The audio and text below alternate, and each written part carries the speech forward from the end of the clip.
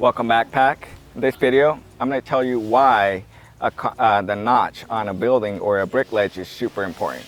So check this out.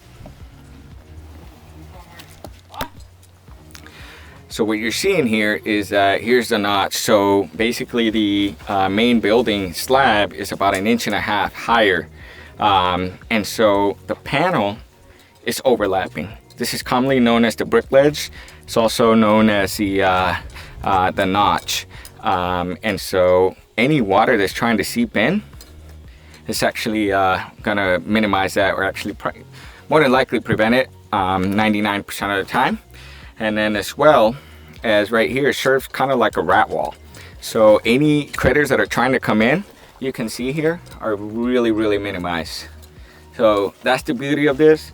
The only way that this can go wrong is if your concrete guy does not do this right. If it's on square, if it's on unsquared, then it can really make it hard for the person building the metal building. So that is one of the main reasons I recommend you guys to go with us, is we take control of this to make sure it aligns with the metal building.